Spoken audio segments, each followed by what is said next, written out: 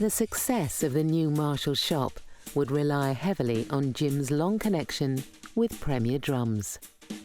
Being as Premiers used to use me in advertising, they immediately said, well, we cannot turn you down. You can have the West London area.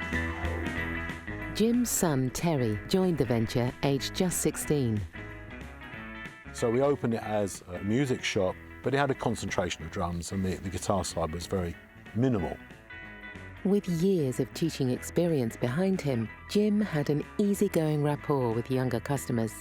Soon, Jim and Terry were selling 20 kits a week and hired their first employee. And we were unique, really, because he had such a vision about customer service. And all of the drummers would come by and say, well, you know, why don't you stock guitars, because every drummer needs, you know, a guitar player and other musicians to go along with. And so he started to stock guitars. The swinging embargo on American guitars had just been lifted, but anyone buying one would need deep pockets. When we first started stocking the Gibsons and Fenders, they were the most expensive guitars we had in the shop. And the reason we bought these more expensive instruments, because it made cheaper instruments sell easier. Oh, Jim was a lovely person. He was a very happy-go-lucky sort of guy, and he let us guys go into his shop and sit around and play anything on the wall.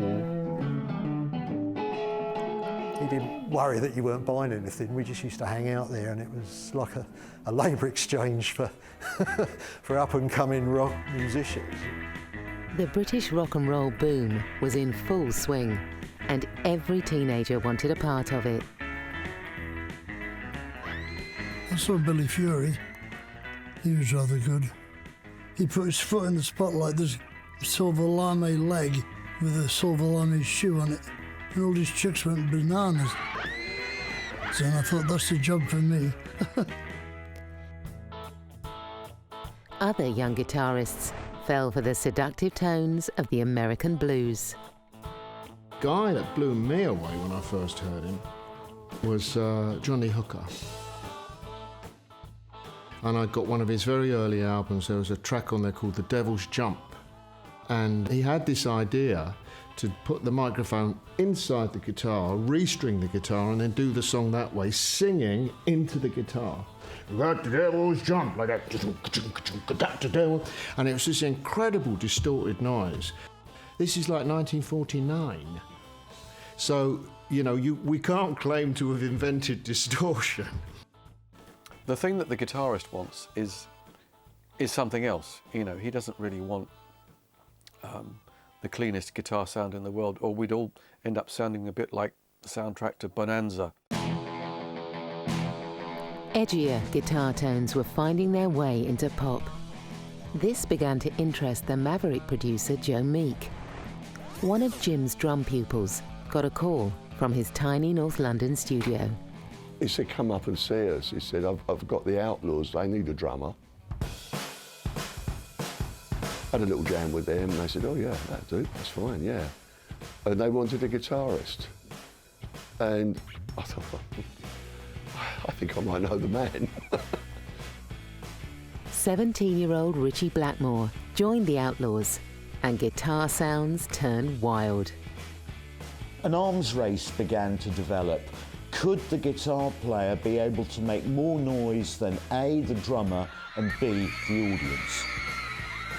Everybody wanted to be louder, everybody. What did we want to be as loud as? We wanted to be as loud as the drums.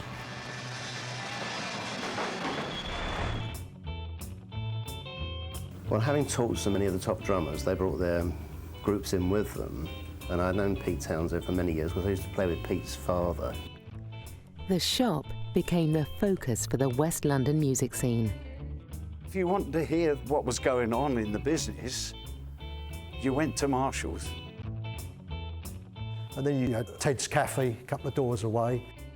Or if you wanted something a bit more refined, you'd cross the road to the Rendezvous. And it was just a whole social scene.